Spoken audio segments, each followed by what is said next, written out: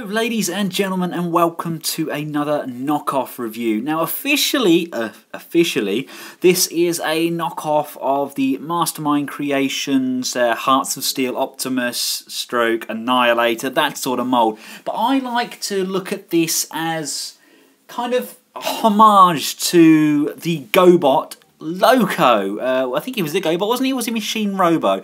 Either way, he was a black and silver Loco. MR05, I think that's his number.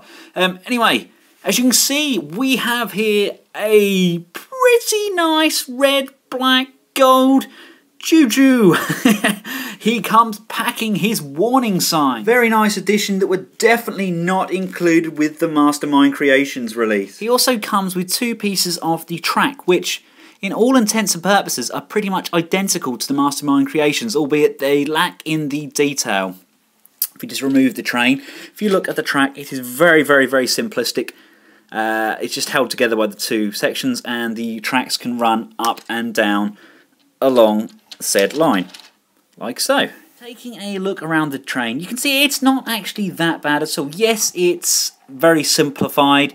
The details are somewhat limited. Most of the stuff is painted on. There's no real sculpting.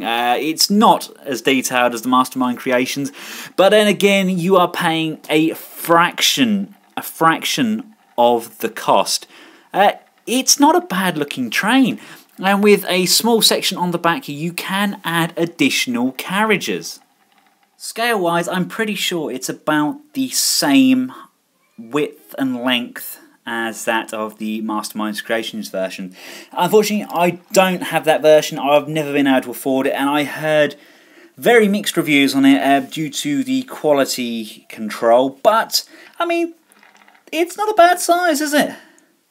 The transformation for this guy is pretty much identical to the original, albeit again slightly simplified. Let's just remove the gun.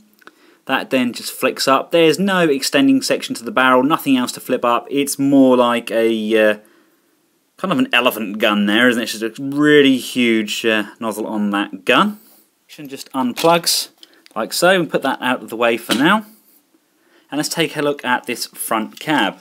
You'll notice the front cab does plug into the legs, although it doesn't overly fix in there brilliantly. The tabs are still on the red section, but they just don't want to tab in and stay in. First of all, to transform him, you want to lift this entire section up, like so. You want to come round to the back of the legs. As you can see, this leg is slightly warped. That's because when I got it, it wouldn't bend up and it wouldn't bend out. It was pretty much fixed into this position here. So I had to take it off, unscrew these screws. There's 3 screws on the inside of the leg.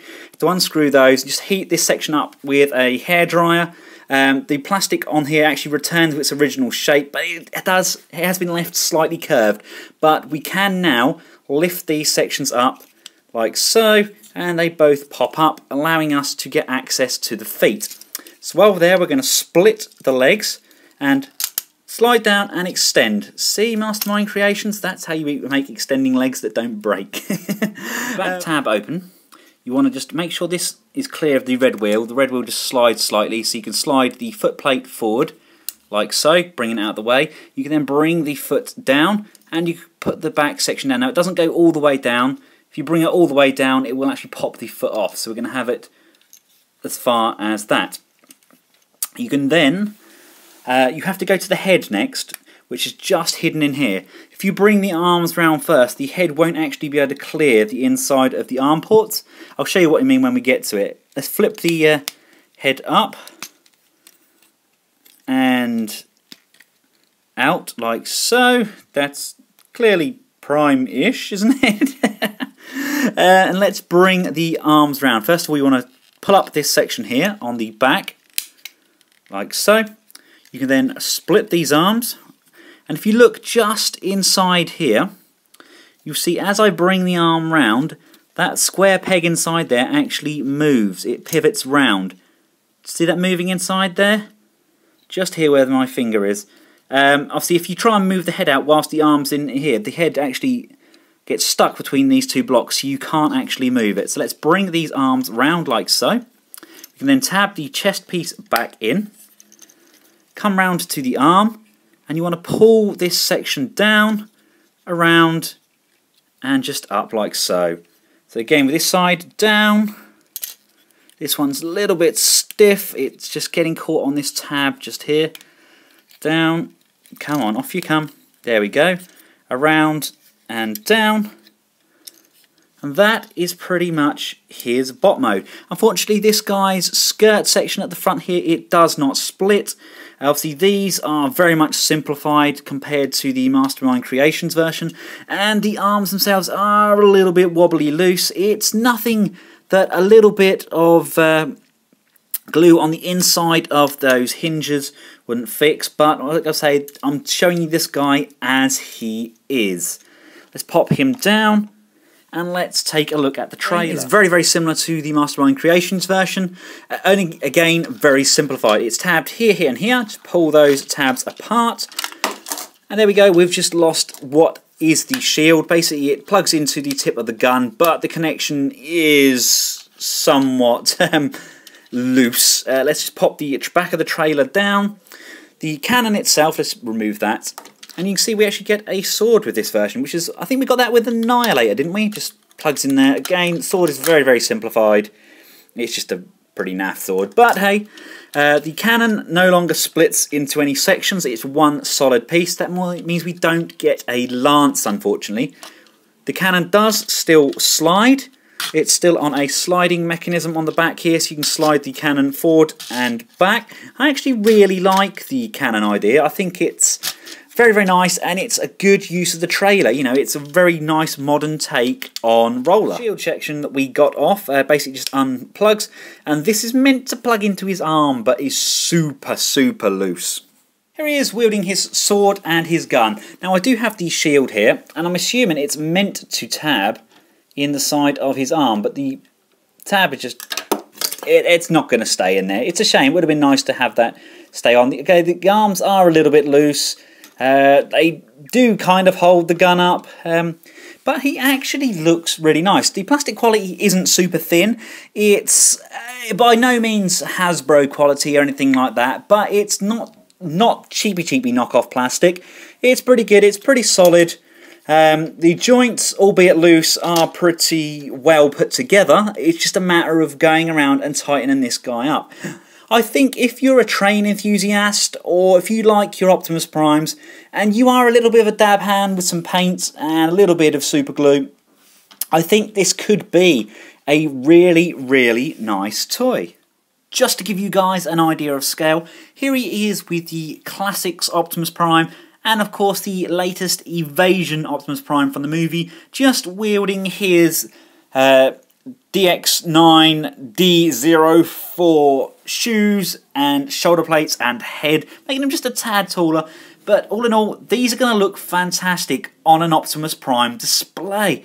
I actually really, really love this figure. It's cheap, it's cheerful, but it's not that Poundland plastic, and I think that makes all the difference. Yes, they've simplified the transformation. Yes, they've simplified the actual toy itself, but you know, it's a means to an end. It actually really, really works. I may take the old head off Optimus Prime and put that on there, paint that up black. Or, like I said, I could have him as a masterpiece, or at least a Transformers Generations Gobot. Let's just quickly run down on his articulation. His head is on an actual ball joint. You do get a fairly good downward motion. Fairly limited upward motion, but a full 360. The shoulders are on a rotation at the actual shoulder joint, which is a little bit loose. You get an actual up and down movement. Additionally, you get an upper bicep swivel. You get a fairly nice ratchety, clicky, double jointed elbow, so you can go fairly high up, but that's due to the transformation. You do have a full rotation at the wrist. The waist is on a swivel. The thighs are slightly hindered. They come out a fair bit. You can't get a front pose there because the groin guard doesn't split. But you do have a really nice range of movement on that ball joint. Is it a ball or might be a double swivel there? You have an upper knee swivel, and you do have a nice knee joint. And of course we do have that foot pivot and a forward and back motion. I mean, that's actually more articulation than you get with a lot of the third-party toys. Let me know your thoughts on this guy in the description below. Just put a comment. If you see somebody else's comment and I haven't answered it and you like the comment, please thumbs up that comment. That brings it up to the top, and obviously it's easier for me to catch the ones at the top because I get a fair few comments and I try to keep on top of them all. From myself and the KO Night Morpher Optimus Prime Gobot guy, thanks for watching. Until next time, goodbye.